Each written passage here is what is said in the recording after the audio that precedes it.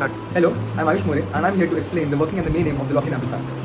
A lock-in amplifier has a ability to extract very small signals which are buried in noise and give its amplitude. The working of a lock-in amplifier is called demodulation or phase sensitivity detection, which rests on mixing the measured signal with a reference signal which has the same frequency and passing it finally through a low-pass filter. I can show you the circuit. In the circuit, we take a reference signal, which is we take a input signal which is buried with noise, and also a reference signal which has the same frequency as the input signal. Normally, this V input is a sine wave. We pass it through amplifier, and again, then for removing DC offset, we pass it through a high-pass filter. We get here a purely AC wave. Then we multiply the purely AC wave through a V reference signal. The multiplied signal is again passes to a low-pass filter. The V reference signal is again passed to a 90-degree phase shifter, which is again passed to a low-pass filter. The outputs, the DC outputs here, are then calculated through Arduino, and then finally the output which get is a DC amplitude of the V input, and it's displayed in the and it's displayed here. Wait. Hello everyone, my name is Ashwankar, and today I'll be explaining the circuit that we made for the lock-in amplifier. So the purpose, as you remember, of the lock-in amplifier is to find the amplitude of a unknown of a signal, of a weak and a noisy signal of a known frequency. So this is how we do it. So here you can see the input is a weak and noisy signal of a known frequency. Let's say the angular velocity is omega. So A sin omega t plus phi 1. So A is the unknown. What we multiply it with two reference signals, two which are clean, and R is a big value. So we multiply it with R sin omega t plus phi 2, and the second signal that we multiplied parallelly is going to be R sin omega t plus phi 2 plus pi by 2, phase shifted by 90 degrees. Now here, so the resultant when we calculate, we get a DC term along with AC terms. So DC term is AR by 2 cos of phi 1 minus phi 2, where phi 1 and phi 2 are the phases of the original signal and the reference signals. AR cos phi 1 minus phi 2 along with some AC terms. The AC terms are of frequency 2 times the original frequency, 2 omega. And this one here, the second one is going to be, second DC value is going to be AR by 2 sin of phi 1 minus phi 2, along with AC terms. Now, if we pass this signal through a low pass filter, only the DC part will come out. The DC part is AR by 2 cos phi 1 plus phi 2, and here AR by 2 sin phi 1 minus phi 2. If we calculate square root of DC1 square plus DC2 square, the value that we get is going to be AR by 2. Since R is known, so A can be calculated from this DC value. Okay, so now as for the original circuit that we have made a few changes in this. So, for example, here you can see, this is the reference, the original input signal here is coming from here. You can see this one. It's connected to the output one of this one, of the signal generator of amplitude 25 millivolt peak to peak and 1 kilohertz frequency. Alright. So, and this output 2 is our reference signal, 1 kilohertz frequency along with a peak to peak value of 1 volt. Alright. So now here you can see the first output, the input signal, the weak and noisy one. First, so now this is the input signal. This we are amplifying 100 times using an op-amp. Now, when we amplify a signal using an op-amp, we also get an extra DC term in it. So what we do is we use a high-pass filter, which is basically a capacitor, to remove the DC part.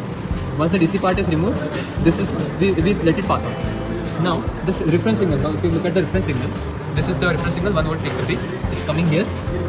Now the reference signal goes directly into the multiplier. There are two multipliers here. This is the first multiplier. This is the second multiplier. For the two, because we are multiplying two different frequencies, right? Two reference signals.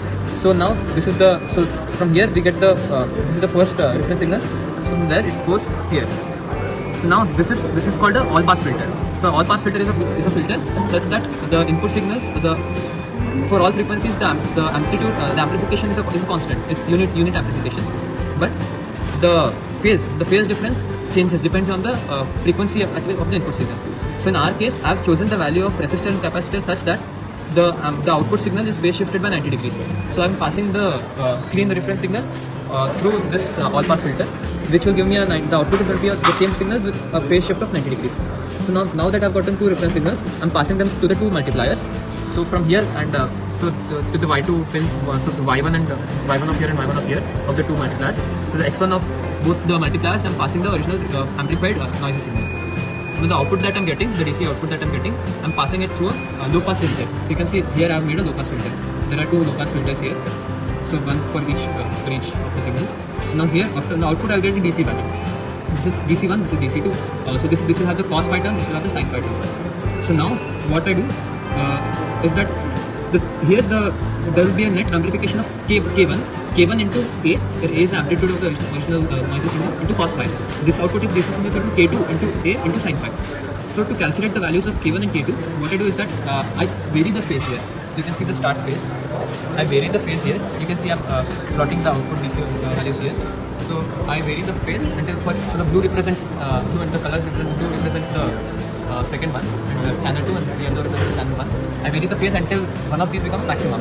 So like for example, this one corresponds to the yellow signal, yellow DC signal. So I'll vary the phase till yellow becomes maximum. I'll measure the DC value there. That DC value is going to be equal to K1 into A. Since I already know A, because I'm passing right now for the purpose of this experiment, A is 25 millivolt peak to peak. I'll get the value of K1. K1 is the universal constant, independent of all the values of the amplitudes. So now similarly, I'll calculate K2 as well. So get K1 and K2. So that's it. Start.